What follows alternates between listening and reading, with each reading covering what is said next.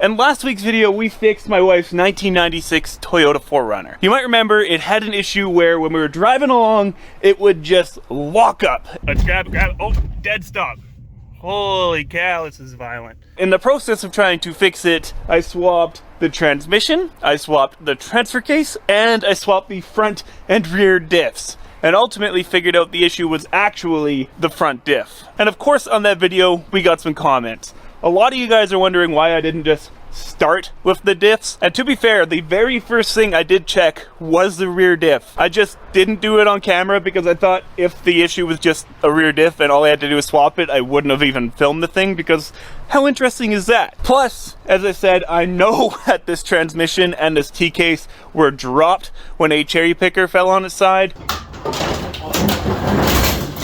And that T-case was covered in oil and it had metal shavings in it. So either way, I wanted to replace those. And I'd say the second most popular comment was, let's see the inside of that diff.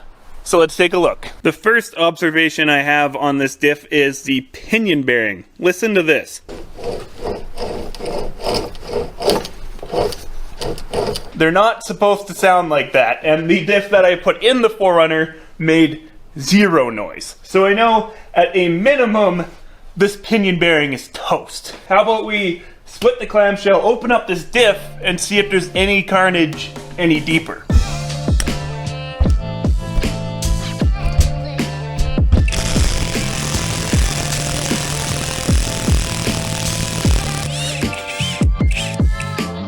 Looks rusty. I wonder if this thing is full of water.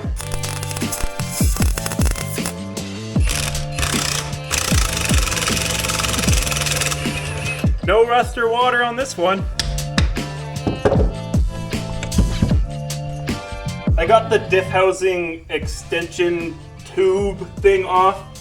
So now it's time to take out all of these bolts, and I think the clamshell will just separate. Although I don't know if this guy is supposed to just come off or not. I'm new here.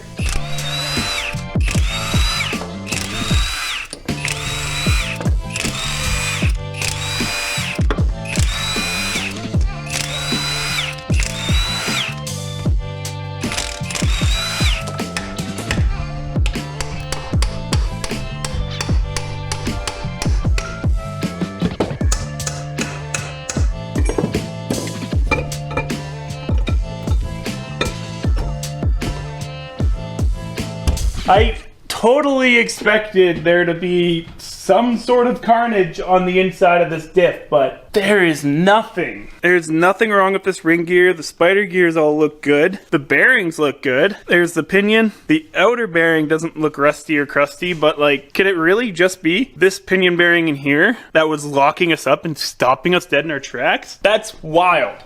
Let's get this pinion out of here.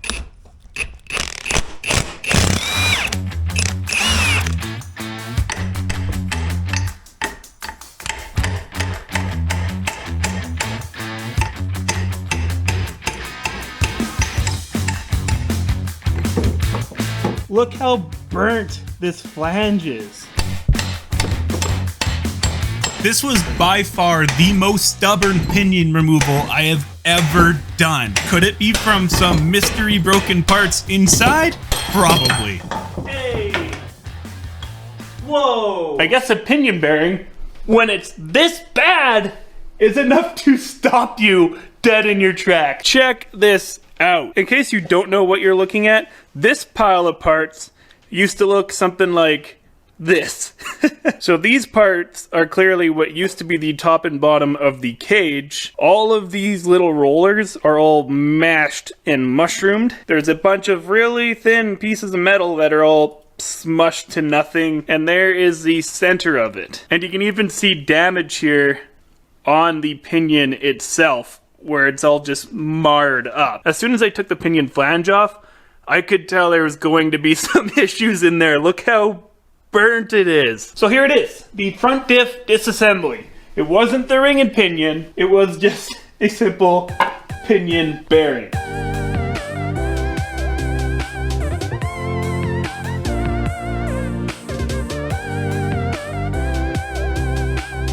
Anyways guys, I know this video was short, but I just wanted to answer those couple of questions and show you guys what the inside of this diff looked like. So anyways, if you guys do me a huge favor, hit that thumbs up button, and hey, consider subscribing. We upload weekly Toyota, building, braking, and off-roading content. Anyways, we'll catch you next week. Peace.